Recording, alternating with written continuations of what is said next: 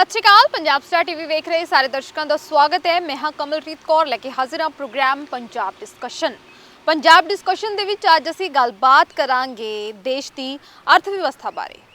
किवें प्रधानमंत्री मोदी साहब ये ऐलान करते हैं कि असीं आर्थिक स्थिति दे विच फ्रांस तो भी अगे हाँ, पर भारत की अर्थव्यवस्था की कहती है RBI की एक रिपोर्ट ने उजागर कर दिता है। इस दे बारे विस्तार दे नाल गलबात करांगे ते नाल ही गलबात करांगे कोरोना महामारी के प्रकोप के बारे। जी हाँ, कुछ समय तो जिहड़ा कोरोना का प्रकोप सी थोड़ा मट्ठा जरूर पिया सी, खत्म नहीं होया सी, थोड़ा मट्ठा पिया सी ते हुण वो प्रकोप ठंड शुरू हुंदी एक बार फिर तो जिहड़ा है वध गया है, चिंता का विषय बन गया कोरोना एक बार फिर तो। इन्हां मुद्दों ते विस्तार दे नाल गलबात करांगे। साडे नाल मौजूद ने सीनियर पत्रकार इंद्रप्रीत सिंह। सर बहुत बहुत स्वागत है तुहाडा। सर आपां कोरोना की गल कर लीए, किसान अंदोलन जिथे भखिया होया है, इन्हां सारियां खबरां दे पिछे कोरोना थोड़ा लुक छिप गया सी पर खत्म नहीं होया सी। हुण फिर जिहड़ा कोरोना है वो इन्हां खबरां तो बाहर आ रहा है ते एक बार फिर तो जिहड़े कोरोना के केस ने देश के अंदर सूबे के अंदर वध रहे हैं, चिंता का विषय बन रहा है कोरोना वायरस।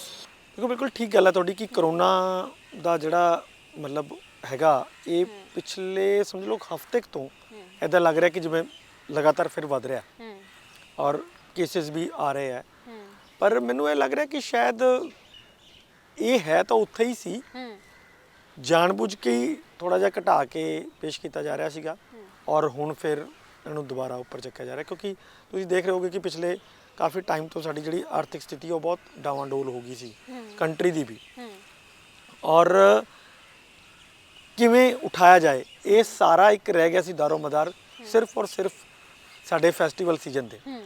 आ जिहड़े फैसटीवल सीजन साडे हैगे ये भी कहण नूं एक फैसटीवल सीजन मतलब वो नहीं, लेकिन मैनूं लगदा कि ये टोटल पूरा इकोनॉमी नाल ही जुड़े हुए ने। सो इसे तो ही आस सी कि किस तरह ये उठे तो उस ते कोरोना दे जिहड़े केसेस ने या तो मैनूं लगदा कि टैसटिंग ही असीं डाउन करती तो इस करके केस भी अपने आप डाउन चले गए तो हुण, लेकिन फिर तो नवें सिरे तो ये फिर उठने शुरू हो गए हैं। बिल्कुल एक गल तुहाडी ये भी ठीक है कि क्योंकि हुण ठंड आ गई है, अगे गर्मी सी तो गर्मी च थोड़ा जिहा इम्यूनिटी भी थोड़ी हार्ड रहिंदी है तो ठीक हो जाता, लेकिन जो सर्दी हुंदी है तो थोड़ा जिहा फर्क जा पै जांदा ते वो मतलब कह लो कि वायरस इन्नी जल्दी फिर मरदा नहीं है। तो वो चक्कर च ये जिहड़े अगले 2 महीने होणगे या 3 महीने होणगे ठंड वाले इहदे विच जरूर वधेगा। और एक क्योंकि जिहड़े पिछले 4-5 महीने बीते है उस जिस तरह असीं लापरवाह टाइप जे हो गए हाँ, मास्क भी नहीं पाना, मतलब डिस्टेंस भी नहीं रखना, वड्डियां वड्डियां पार्टियां च भी चले जाना, रैलियां च भी जा रहे हैं, धरनिਆਂ ते भी बैठे हैं, सारे किते तुसीं देख ही रहे हो। तो उस तो एक जिहड़ा डर सी वो भी निकल गया कि कोरोना अच्छा हो जाएगा तो यार पता नहीं की हो जाएगा, है ना, वो वाला डर भी वो कहते चल ठीक है हो जाएगा तो हो जाएगा, फिर अपने आप ठीक हो जाएगा। तो इस तरह का ये जिहड़ी एक चीज़ां ने ना, इन्हां चीज़ां ने भी कोरोना प्रति लापरवाही नूं वधाता है। तो मैनूं थोड़ा जिहा लगदा कि ये इस ते ठीक है कि कोरोना उन्ना खतरनाक नहीं लग रहा ना, पर फिर भी जिन्ना लई है उन्ना लई फिर बहुत खतरनाक है ते मौतां दा आंकड़ा भी वध रहा है। हाँ, तो इस करके मैनूं ये लग रहा भी जिहड़े बंदे ज़्यादा लापरवाह हो रहे हैं वो थोड़ा जा मतलब अपने आप नूं करन, जे जरूरत नहीं है तो ना निकलन बाहर, और जे निकलना है तो फिर कम से कम मास्क और सैनिटाइजर का तो घटोट जरूर उपयोग कर लैन। नहीं तो अदरवाइज की होएगा कि ठीक है कि मान लो मेरी इम्यूनिटी तो ठीक है, लेकिन हो सकता ना कि मेरे घरदियां दी ना होवे या मेरे बुजुर्ग माँ प्यो दी ना होवे या मेरे घर कोई होर भी इहो जिहा शख्स हो सकता है जिहदी नहीं है, तो मैं ਉਹਦੇ ਲਈ मौत क्यों क्रिएट कर रहा है ना। सो ये मैनूं लगदा कि थोड़ी जिहियां चीज़ां ने जिस तो थोड़ा जिहा बचाव रखना जरूरी है और ये कर लेना चाहिए है जिन्ना हो सकेगा। कोरोना दे नाल आपां देश की अर्थव्यवस्था की भी गल कर लीए, क्योंकि तुसीं खुद कह के हटे हो भी जिहड़ी अर्थव्यवस्था है वो फैसटिव सीजन दे विच सब तो ज़्यादा जिहड़ी है फाल दे विच आउंदी है। ते प्रधानमंत्री नरेंद्र मोदी कदे तां चंद्रयान ते पहुंचण दीयां गल्लां करदे ने भी असीं चंद्रयान जिहड़ा है अपना भेज दिता है, मंगल ग्रह ते पहुंचण दीयां गल्लां करदे ने, आधुनिकता दीयां गल्लां करदे ने, कदे कहंदे ने कि फ्रांस तो ज़्यादा जिहड़ी अर्थव्यवस्था वो इंडिया दी मजबूत है। ते हुण जदों RBI की एक रिपोर्ट आउंदी है उस दे विच एक खुलासा हुंदा है, एक पुष्टि होंदी है कि ਜਿੰਨੀ ਭਾਰਤ ਦੀ ਅਰਥ ਵਿਵਸਥਾ ਖਰਾਬ ਹੋਈ ਹੈ, ਇਸ ਤੋਂ ਪਹਿਲਾਂ ਕਦੇ ਵੀ ਭਾਰਤ ਦੀ ਅਰਥ ਵਿਵਸਥਾ ਇੰਨੀ ਬੁਰੀ ਤਰ੍ਹਾਂ ਨਹੀਂ ਪ੍ਰਭਾਵਿਤ ਹੋਈ ਜਿੰਨੀ ਇਸ ਦੌਰ ਦੇ ਵਿੱਚ ਹੋਈ ਹੈ। ਬਿਲਕੁਲ ਤੁਹਾਡੀ ਗੱਲ ਠੀਕ ਹੈ ਕਿ ਅਰਥ ਵਿਵਸਥਾ ਤਾਂ ਸਾਡੀ ਬਹੁਤ ਹਿੱਟ ਹੋਈ ਹੈ, ਨੋ ਡਾਊਟ ਉਸ 'ਚ ਕਰੋਨਾ ਦਾ ਇੱਕ ਪਾਰਟ ਤਾਂ ਹੈ ਹੀ ਹੈ। ਪਰ ਦੂਸਰਾ ਮੈਨੂੰ ਪਾਲਿਸੀਜ਼ ਦਾ ਵੀ ਲੱਗਦਾ ਕਿਤੇ ਨਾ ਕਿਤੇ ਜਿਹੜੀ ਸਾਡੀ ਪਾਲਿਸੀਜ਼ ਨੇ ਗਵਰਨਮੈਂਟ ਦੀਆਂ ਉਹ ਵੀ ਪ੍ਰੋ ਪੀਪਲ ਨਾ ਹੋ ਕੇ ਪ੍ਰੋ ਕਾਰਪੋਰੇਟ ਹੈ। ਤਾਂ ਉਹਦੇ ਨਾਲ ਹੋ ਕੀ ਰਿਹਾ ਹੈ, ਸਪੋਜ਼ ਅਸੀਂ ਪਹਿਲਾਂ ਕੱਲ੍ਹ ਵੀ ਇੱਕ ਗੱਲ ਕਰਕੇ ਹਟੇ ਸੀ, ਮੈਂ ਤੁਹਾਨੂੰ ਦੱਸਿਆ ਸੀਗਾ ਕਿ ਜਿਹੜੀ ਫਾਰਮਰ ਦੇ ਲਈ ਜੋ ਬਿੱਲ ਨੇ, ਇਹ ਜਿਹੜਾ ਫਾਰਮਿੰਗ ਸੈਕਟਰ ਹੈ ਉਹ ਤਾਂ ਤੁਸੀਂ ਸਮਝੋ ਨਾ ਇੰਨਾ ਜ਼ਿਆਦਾ, ਔਰ ਜਿਹਦੇ ਲਈ ਬਿੱਲ ਬਣਾਏ ਨੇ ਉਹ ਇੰਨੇ ਕੁ ਨੇ। ਠੀਕ ਹੈ ਕਿ ਇਹਨਾਂ ਕੋਲ ਪੈਸਾ ਬਹੁਤ ਜ਼ਿਆਦਾ ਹੋਏਗਾ, ਲੇਕਿਨ ਹੈ ਤਾਂ ਇੰਨੇ ਕੀ ਨਹੀਂ ਨਾ। ਔਰ ਜਦ ਤੱਕ ਬਹੁਤ ਸਾਰੇ ਲੋਕਾਂ ਦੇ ਹੱਥਾਂ 'ਚ ਪੈਸਾ ਨਹੀਂ ਆਉਂਦਾ ਤਾਂ ਇਹ ਵੀ ਨਹੀਂ ਚੱਲ ਪਾਣਗੇ।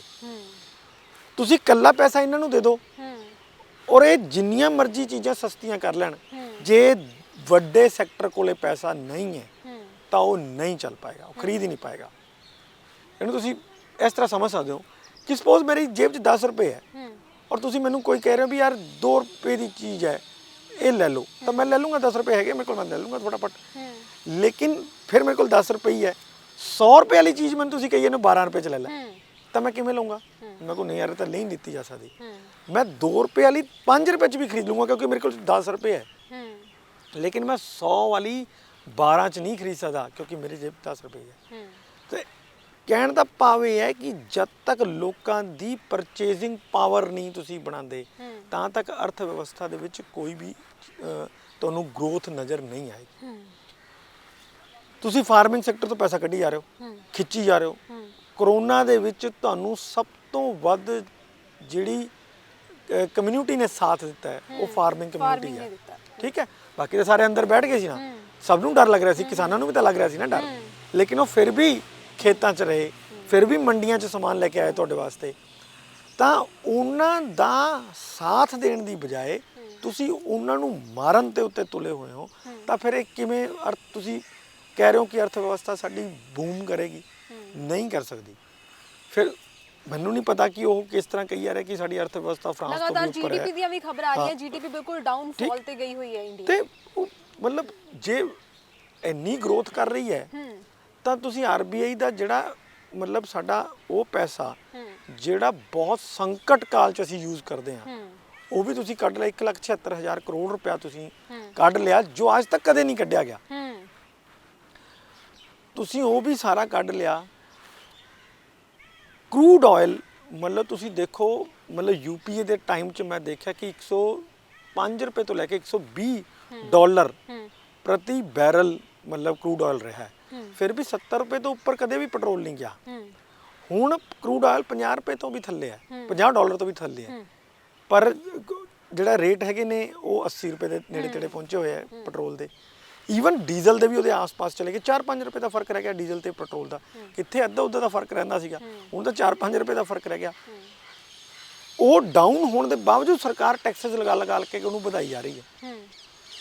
ਉੱਥੇ ਤਾਂ ਤੁਸੀਂ ਜਿਹੜਾ ਇੱਕ ਰਾਹਤ ਆਮ ਲੋਕਾਂ ਨੂੰ ਮਿਲਣੀ ਸੀ ਉਹ ਵੀ ਨਹੀਂ ਦਿੱਤੀ। ਆਮ ਲੋਕਾਂ ਦਾ ਜਿਹੜਾ ਪੈਸਾ ਸੰਕਟ ਕਾਲ ਲਈ ਸੀ ਉਹ ਵੀ ਤੁਸੀਂ ਸਾਰਾ ਲੈ ਗਏ। ਫਿਰ ਤੁਸੀਂ ਆਪਣੇ ਖਰਚੇ ਵੀ ਕੋਈ ਘਟਾ ਨਹੀਂ ਰਹੇ। ਸੰਕਟ ਕਾਲ ਦਾ ਪੈਸਾ ਵੀ ਸਰਕਾਰ ਲੈ ਜਾਂਦੀ ਹੈ ਤੇ ਜਦੋਂ ਕੋਰੋਨਾ ਦੇ ਵਿੱਚ ਮਜ਼ਦੂਰ ਜਿਹੜੇ ਨੇ ਜਦੋਂ ਪਲਾਇਨ ਕੀਤਾ ਉਹਨਾਂ ਨੇ ਆਪਣੇ ਪਿੰਡਾਂ ਨੂੰ, ਤਾਂ ਪੈਦਲ ਪਹੁੰਚੇ ਬਹੁਤ ਸਾਰੀਆਂ ਪ੍ਰੈਗਨੈਂਟ ਲੇਡੀਜ਼ ਸੀ ਜਿਨ੍ਹਾਂ ਨੇ ਰਸਤੇ ਵਿੱਚ ਬੱਚਿਆਂ ਨੂੰ ਜਨਮ ਦਿੱਤਾ। ਤੇ ਇਹ ਹਾਲਤ ਹੈ ਵੀ ਜਿਹੜੇ ਮਜ਼ਦੂਰ ਨੇ ਉਹ ਪੈਦਲ 1500 2-2000 ਕਿਲੋਮੀਟਰ ਗਏ ਨੇ ਤੇ ਅਸੀਂ ਐਮਰਜੈਂਸੀ ਵਾਲਾ ਪੈਸਾ ਵੀ ਕਢਾ ਲਿਆ ਤੇ ਉਹ ਪੈਸਾ ਲੱਗਿਆ ਕਿੱਥੇ? ਮੈਂ ਉਹੀ ਤੁਹਾਨੂੰ ਕਹਿ ਰਿਹਾ ਕਿ ਜਿਹੜੀ ਉਹ ਪਤਾ ਨਹੀਂ ਕਿਹੜੇ ਉਹਨਾਂ ਕੋਲੇ ਅੰਕੜੇ ਨੇ ਵੀ ਜਿਹਦੇ ਨਾਲ ਉਹ ਕਹੀ ਜਾ ਰਿਹਾ ਕਿ ਗਰੋਥ ਰੇਟ ਬਹੁਤ ਉੱਚੀ ਜਾਈ ਜਾ ਰਹੀ ਹੈ। ਮੈਂ ਤਾਂ ਕਹਿ ਰਿਹਾ ਵੀ ਆਹ ਸਾਰਾ ਪੈਸਾ ਸੀਗਾ ਇਹ ਵੀ ਤੁਸੀਂ ਖਪਾਤਾ। ਜਿੱਥੇ ਰਾਹਤ ਮਿਲਣੀ ਸੀ ਉਹ ਰਾਹਤ ਨੇ ਦੇਖੋ ਉੱਥੋਂ ਤੁਸੀਂ ਕਰੋੜਾਂ ਰੁਪਈਆ ਕਮਾ ਰਹੇ ਹੋ। ਸਟੇਟਾਂ ਨੂੰ ਤੁਸੀਂ GST ਦੇ ਪੈਸੇ ਦੇਣੇ ਸੀ ਉਹ ਵੀ ਤੁਸੀਂ ਦਿੱਤੇ ਨਹੀਂ। ਤੁਸੀਂ ਕਹਿ ਰਹੇ ਹੋ ਕਿ ਬਈ ਸਾਰੇ ਜਿਹੜੀਆਂ ਸਟੇਟਾਂ ਨੇ ਉਹ ਕਰਜ਼ੇ ਚੱਕੋ। ਮਤਲਬ ਇਹ ਸਾਰੀਆਂ ਚੀਜ਼ਾਂ ਤੁਹਾਡੇ ਫੇਲਿਅਰ ਦੀ ਨਿਸ਼ਾਨੀ ਹੈ ਔਰ ਤੁਸੀਂ ਇਹ ਦਿਖਾਈ ਨਹੀਂ ਰਹੇ ਕਿ ਹਾਂ ਯਾਰ ਇਹ ਫੇਲਿਅਰ। ਤੁਸੀਂ ਜਦੋਂ ਵੀ ਗੱਲ ਇਸ ਤੇ ਆਉਣ ਲੱਗਦੀ ਹੈ ਤੁਸੀਂ ਚਾਈਨਾ ਦਿਖਾਉਣ ਲੱਗ ਜਾਂਦੇ ਹੋ, ਕਦੀ ਪਾਕਿਸਤਾਨ ਦਿਖਾਉਣ ਲੱਗ ਜਾਂਦੇ ਹੋ, ਕਦੀ ਕੁਝ ਹਿੰਦੂ ਮੁਸਲਿਮ ਦਿਖਾਉਣ ਲੱਗ ਜਾਂਦੇ ਹੋ, ਜਦ ਕਿ ਗੱਲ ਤਾਂ ਇਸ ਤੇ ਕਰਨੀ ਸੀਗੀ ਬਈ ਇਸ ਕਰੋਨਾ ਪੀਰੀਅਡ 'ਚ ਹੀ ਕਿੰਨੇ ਲੋਕਾਂ ਦੀਆਂ ਨੌਕਰੀਆਂ ਚਲੀਆਂ ਗਈਆਂ ਹੋਣਗੀਆਂ। ਗੱਲ ਤਾਂ ਇਸ ਤੇ ਕਰਨ ਦੀ ਲੋੜ ਸੀ ਕਿ ਯਾਰ ਚਲੋ ਹੁਣ ਕਰੋਨਾ ਤਾਂ ਨਿਕਲ ਗਿਆ ਹੈ ਜਾਂ ਨਿਕਲ ਰਿਹਾ ਹੈ, ਹੁਣ ਲੋਕਾਂ ਦੀਆਂ ਜਿਹੜੀਆਂ ਗਈਆਂ ਹੋਈਆਂ ਨੌਕਰੀਆਂ ਕਿਸ ਤਰ੍ਹਾਂ ਵਾਪਸ ਲੈ ਕੇ ਆਉਣੀਆਂ ਨੇ। ਕੱਲ ਤਾਂ ਉਸ ਤੇ ਕਰਨ ਵਾਲੀ ਸੀ, ਉਸ ਤੇ ਤਾਂ ਕੋਈ ਗੱਲਾਂ ਨਹੀਂ ਚੱਲ ਰਹੀਆਂ ਨਾ। ਹੁਣ ਕਿਹਦੀਆਂ ਰਹੀਆਂ ਨੇ ਕਿ ਤੁਸੀਂ ਚਾਈਨਾ ਨੂੰ ਅਸੀਂ ਟੱਕਰ ਦੇ ਰਹੇ ਹਾਂ, ਅਸੀਂ ਉਹਨਾਂ ਨੂੰ ਧੂਲ ਚਟਾ ਦਾਂਗੇ, ਉਹ ਸਾਡੇ ਅਸੀਂ ਉਹਨਾਂ ਦੀ ਖਰੀਦਦਾਰੀ ਬੰਦ ਕਰ ਦਾਂਗੇ, ਇਸ ਤਰ੍ਹਾਂ ਦੀਆਂ ਗੱਲਾਂ। ਸੋ ਇਹ ਜਿਹੜੀਆਂ ਚੀਜ਼ਾਂ ਨੇ ਨਾ, ਇਹ ਕੀ ਹੈ ਕਿ ਅਸਲ ਮੁੱਦਿਆਂ ਤੋਂ ਤੁਹਾਡਾ ਧਿਆਨ ਹਟਾਉਣ ਦੀ ਹੈ, ਉਹ ਹਟਾਤਾ ਹੈ ਬਿਲਕੁਲ। ਔਰ ਇਸ ਬਿਹਾਰ ਇਲੈਕਸ਼ਨ 'ਚ ਵੀ ਦੇਖੋ ਤੁਸੀਂ, ਹੁਣ ਨਿਕਲ ਕੇ ਤਾਜ਼ੇ ਉਦਾਹਰਣ ਨੇ ਸਾਡੇ ਕੋਲੇ। ਉੱਥੇ ਦੀ ਮੇਨ ਓਪੋਜੀਸ਼ਨ ਪਾਰਟੀਆਂ ਜਿਹੜੀਆਂ ਹੈਗੀਆਂ ਨੇ ਉਹ ਗੱਲ ਕਰ ਰਹੀਆਂ ਵੀ ਅਸੀਂ 10 ਲੱਖ ਨੌਕਰੀਆਂ ਦੇਵਾਂਗੇ, ਅਸੀਂ ਇਰੀਗੇਸ਼ਨ ਦਾ ਸਿਸਟਮ ਉੱਥੇ ਵਧੀਆ ਕਰਾਂਗੇ, ਕਿਉਂਕਿ ਤੁਹਾਨੂੰ ਪਤਾ ਕਿ ਬਿਹਾਰ ਹਮੇਸ਼ਾ ਹੀ ਬਾੜ ਥੱਲੇ ਆਉਂਦਾ, ਲੋਕ ਹਰ ਸਾਲ ਬਾੜ 'ਚ ਮਰਦੇ ਆ, ਅਸੀਂ ਉਹਨੂੰ ਠੀਕ ਕਰਾਂਗੇ, ਹੈ ਨਾ। ਉੱਥੇ ਮਤਲਬ ਉੱਥੇ ਦੀ ਪੜ੍ਹਾਈ ਜਿਹੜੀ ਹੈਗੀ ਆ ਉਹਦਾ ਸਤਰ ਉੱਪਰ ਚੱਕਾਂਗੇ, ਉੱਥੇ ਜਿਹੜਾ ਹੈਲਥ ਸਿਸਟਮ ਅਸੀਂ ਉਹਦਾ ਸਤਰ ਉੱਪਰ ਚੱਕਾਂਗੇ। ਜਿੰਨੀਆਂ ਓਪੋਜੀਸ਼ਨ ਪਾਰਟੀਆਂ ਨੇ ਤਾਂ ਸਾਰੀਆਂ ਇਹੀ ਗੱਲਾਂ ਕਰ ਰਹੀਆਂ। ਜਿਹੜੀ ਪਿਛਲੇ 15 ਸਾਲਾਂ ਤੋਂ ਸਰਕਾਰ 'ਚ ਉੱਥੇ ਉਹ ਗੱਲ ਕੀ ਕਰ ਰਹੀ ਹੈ ਕਿ ਚਾਈਨਾ ਨੂੰ ਅਸੀਂ ਉਹ ਕਰਤਾ ਹੈ, ਪਾਕਿਸਤਾਨ ਨੂੰ ਅਸੀਂ ਤਬਾਹ ਕਰਤਾ ਹੈ। ਮਤਲਬ ਇਹ ਗੱਲਾਂ ਦਾ ਇੱਕ ਜਿਹੜਾ ਬਿਹਾਰ 'ਚ ਬੰਦਾ ਬੈਠਾ ਹੈ, ਬੰਬੇ ਤੋਂ, ਪੰਜਾਬ ਤੋਂ, ਦਿੱਲੀ ਤੋਂ, ਕਰੋਨਾ ਦੇ ਪੀਰੀਅਡ ਦੌਰਾਨ ਉਹਨੇ ਬਿਲਕੁਲ ਪਰਵਾਹ ਨਹੀਂ ਕੀਤੀ ਔਰ ਪੈਦਲ ਚਲਾ ਗਿਆ। ਉਹਨੂੰ ਕੀ ਤੁਸੀਂ ਦੇ ਰਹੇ ਹੋ? ਉਹਨੂੰ ਕੀ ਮਤਲਬ ਹੈ ਚਾਈਨਾ ਤੋਂ? ਉਹਨੂੰ ਕੀ ਚਾਈਨਾ ਕੁਝ ਦੇ ਦੇਗਾ? ਸਵਾਲ ਤਾਂ ਇਹ ਸੀਗਾ ਕਿ ਤੁਸੀਂ ਉਹਨੂੰ ਕਹਿੰਦੇ ਕਿ ਯਾਰ ਵੀ ਜੋ ਉਦੋਂ ਸਾਡੇ ਤੋਂ ਗਲਤੀ ਹੋਈ ਉਹਦੀ ਅਸੀਂ ਮਾਫੀ ਮੰਗਦੇ ਹਾਂ, ਤੁਹਾਡਾ ਰੁਜ਼ਗਾਰ ਨਵੇਂ ਸਿਰੇ ਤੋਂ ਫਿਰ ਤੋਂ ਉੱਥੇ ਹੀ ਸਟਾਰਟ ਕਰਕੇ ਦੇਵਾਂਗੇ, ਇਹ ਸਾਡੀ ਕੋਸ਼ਿਸ਼ ਰਹੂਗੀ। ਇਹ ਜੋ ਗੱਲਾਂ ਕਰਦੇ ਫਿਰ ਤਾਂ ਲੱਗਦਾ ਕਿ ਹਾਂ ਯਾਰ ਗਵਰਨਮੈਂਟ ਕੁਝ ਸਾਡੇ ਲਈ ਸੋਚ ਰਹੀ ਹੈ। ਇਹ ਗੱਲਾਂ ਤਾਂ ਕਰ ਹੀ ਨਹੀਂ ਰਹੇ, ਧਿਆਨ ਹੋਰ ਪੋਲਰਾਈਜੇਸ਼ਨ ਵੱਲ ਲੱਗਿਆ ਪਿਆ, ਮੁਸਲਿਮ ਹਿੰਦੂ ਨੂੰ ਲੜਾ ਦਿਓ ਜਾਂ ਦੂਸਰਿਆਂ ਨੂੰ ਲੜਾ ਦਿਓ, ਇਸ ਤਰ੍ਹਾਂ ਦੀਆਂ ਚੀਜ਼ਾਂ ਚੱਲ ਰਹੀਆਂ ਨੇ। ਤੇ ਇਸ 'ਚ ਇਹੋ ਜਿਹੇ ਮਾਹੌਲ 'ਚ ਇਕਨੋਮੀ ਘੱਟੋ ਘੱਟ ਨਹੀਂ ਚੱਲ ਸਕਦੀ। ਜਦੋਂ ਤੁਹਾਡੇ ਤੇ ਮੇਰੇ 'ਚ ਦੁਵੇਸ਼ ਇੰਨਾ ਵੱਧ ਜਾਏਗਾ ਨਾ, ਤਾਂ ਮੈਂ ਸੋਚੂੰਗਾ ਕਿ ਮੈਂ ਤੁਹਾਡੇ ਤੋਂ ਚੀਜ਼ ਨਹੀਂ ਲਊਂਗਾ, ਮੈਂ ਆਪਣੀ ਕਮਿਊਨਿਟੀ ਤੋਂ ਚੀਜ਼ ਲਊਂਗਾ, ਤੁਸੀਂ ਕਹੋਗੇ ਮੈਂ ਆਪਣੀ ਕਮਿਊਨਿਟੀ 'ਚ ਚੀਜ਼ ਲਊਂਗੇ। ਯਾਨੀ ਕਿ ਜਿੱਥੇ ਸਾਡੇ ਕੋਲ 20 ਬੰਦੇ ਸੀਗੇ ਉੱਥੇ ਤਾਂ 10-10 ਰਹਿ ਗਏ, ਹੁਣ ਬਿਜ਼ਨਸ ਕਰਨ ਲਈ ਤਾਂ 10-10 ਬੰਦੇ ਰਹਿ ਗਏ ਨਾ। ਸੋ ਇਸ ਤਰ੍ਹਾਂ ਦੇ ਹਾਲਾਤ 'ਚ ਅਸੀਂ ਇਹ ਕਿਵੇਂ ਸੋਚ ਸਕਦੇ ਹਾਂ ਕਿ ਜਿਹੜੀ ਇਕਨੋਮੀ ਹੈ ਉਹ ਬੂਸਟ ਕਰੇਗੀ? ਉਹ ਨਹੀਂ ਕਰੇਗੀ। ਇਸ ਕਰਕੇ ਪਹਿਲਾਂ ਤਾਂ ਮਾਹੌਲ ਉੱਦਾਂ ਦਾ ਸਿਰਜਣਾ ਪਊਗਾ ਕਿ ਸਾਰੇ ਇੱਕੋ ਜਿਹੇ ਨੇ ਔਰ ਸਾਨੂੰ ਸਭ ਨੂੰ ਮਿਲ ਕੇ ਹੀ ਚੱਲਣਾ ਪਊਗਾ, ਤਾਂ ਜਾ ਕੇ ਇਕਨੋਮੀ ਬੂਸਟ ਕਰੇਗੀ। ਨਹੀਂ ਤਾਂ ਇਹਨਾਂ ਚੀਜ਼ਾਂ ਨਾਲ ਇਕਨੋਮੀ ਦਾ ਹੋਰ ਮਾੜਾ ਹਾਲ ਹੋਏਗਾ। ਆਪਾਂ ਸਿਆਸਤ ਦੇ ਨਾਲ ਜਿਹੜਾ ਸਮਾਜਿਕ ਤਾਣਾ ਬਾਣਾ ਹੈ ਉਸ ਦੀ ਗੱਲ ਕੀਤੀ ਹੈ ਕਿ ਕਿਵੇਂ ਜਿਹੜਾ ਸਮਾਜ ਹੈ ਸਿਆਸਤ ਦੇ ਨਾਲ ਕਿਵੇਂ ਜੁੜਿਆ ਹੋਇਆ ਹੈ, ਧਰਮ ਤੇ ਜਾਤੀ ਦੇ ਆਧਾਰ 'ਤੇ ਜਿਹੜੀਆਂ ਵੋਟਾਂ ਨੇ ਉਹ ਲਈਆਂ ਜਾ ਰਹੀਆਂ ਨੇ। ਤੇ ਦੂਜੇ ਪਾਸੇ ਮੈਂ ਪਹਿਲਾਂ ਵੀ ਜਿਵੇਂ ਗੱਲ ਕਰਕੇ ਹਟੀਆਂ ਵੀ ਪ੍ਰਧਾਨ ਮੰਤਰੀ ਮੋਦੀ ਕਹਿੰਦੇ ਨੇ ਕਿ ਮੈਂ ਡਿਜੀਟਲ ਇੰਡੀਆ ਬਣਾ ਦਿੱਤਾ ਹੈ, ਅਸੀਂ ਚੰਦ ਤੇ ਪਹੁੰਚ ਗਏ ਹਾਂ, ਅਸੀਂ 21ਵੀਂ ਸਦੀ ਦੇ ਨਾਗਰਿਕ ਹਾਂ। ਪਰ ਅਜੇ ਵੀ ਜਿਹੜੀ ਸਾਡੀ ਸੋਚ ਹੈ ਉਹਦੇ ਵਿੱਚ ਅੰਧ ਵਿਸ਼ਵਾਸ ਕੁੱਟ-ਕੁੱਟ ਕੇ ਭਰਿਆ ਹੋਇਆ। ਮੈਂ ਤਾਜ਼ਾ ਘਟਨਾ ਕਾਨਪੁਰ ਦੀ ਗੱਲ ਕਰਦੀ ਹਾਂ। ਇੱਕ 6 ਸਾਲਾਂ ਦੀ ਬੱਚੀ ਹੈ, ਘਰ ਤੋਂ ਲਾਪਤਾ ਹੁੰਦੀ ਹੈ ਤੇ ਦੂਜੇ ਦਿਨ ਜਿਹੜੀ ਉਹਦੀ ਲਾਸ਼ ਹੈ ਉਹ ਖੇਤਾਂ ਵਿੱਚੋਂ ਮਿਲਦੀ ਹੈ ਤੇ ਜਿਹੜੇ ਉਹਦੇ ਆਰਗਨ ਨੇ ਉਹ ਕੱਢੇ ਹੋਏ ਨੇ। ਇਹ ਮੰਨਿਆ ਜਾ ਰਿਹਾ ਹੈ ਕਿ ਦੀਵਾਲੀ ਦਾ ਟਾਈਮ ਸੀਗਾ ਤੇ ਬਲੀ ਤੇ ਟੂਣਾ ਟੋਟਕਾ ਕਰਨ ਦੇ ਲਈ ਜਿਹੜੇ ਉਹਦੇ ਅੰਗ ਨੇ ਉਹ ਕੱਢੇ ਜਾਂਦੇ ਨੇ। ਅਸੀਂ 21ਵੀਂ ਸਦੀ ਦੇ ਸਮਾਜ ਦੇ ਵਿੱਚ ਰਹਿ ਕੇ ਵਿਗਿਆਨਿਕ ਯੁੱਗ ਦੀਆਂ ਗੱਲਾਂ ਕਰਕੇ ਅਸੀਂ ਫਿਰ ਵੀ ਅੰਧ ਵਿਸ਼ਵਾਸ ਦੇ ਜਿਹੜੇ ਮਾਪਦੰਡ ਨੇ ਉਹਨਾਂ ਨੂੰ ਅਪਣਾਉਂਦੇ ਹਾਂ। ਦੇਖੋ ਇਸ ਘਟਨਾ ਦੀ ਤਾਂ ਜਿੰਨੀ ਹੁਣ ਤੁਸੀਂ ਮਤਲਬ ਕਹੋ ਕਿ ਇਹ ਕਿੱਡੀ ਵੱਡੀ ਤਰਾਸਦੀ ਹੈ, ਇਹਦੀ ਤਾਂ ਜਿੰਨੀ ਆਲੋਚਨਾ ਕੀਤੀ ਜਾਏ ਉਨੀ ਘੱਟ ਹੈ, ਜਿੰਨੀ ਨਿੰਦਾ ਕੀਤੀ ਜਾਏ ਉਨੀ ਘੱਟ ਹੈ। ਸੋ ਮੇਰਾ ਮੰਨਣਾ ਇਹ ਤੁਹਾਡੀ ਗੱਲ ਬਿਲਕੁਲ ਠੀਕ ਹੈ ਕਿ ਜਦੋਂ ਅਸੀਂ ਮਤਲਬ ਵਿਗਿਆਨਿਕ ਯੁੱਗ ਵੱਲ ਵਧ ਰਹੇ ਹਾਂ ਤਾਂ ਬਹੁਤ ਸਾਰਾ ਹਜੇ ਵੀ ਤਾਣਾ ਬਾਣਾ ਇੱਦਾਂ ਦਾ ਹੈ ਜੋ ਇਹਨਾਂ ਦੇ ਵਿੱਚ ਹੀ ਉਲਝਿਆ ਹੋਇਆ।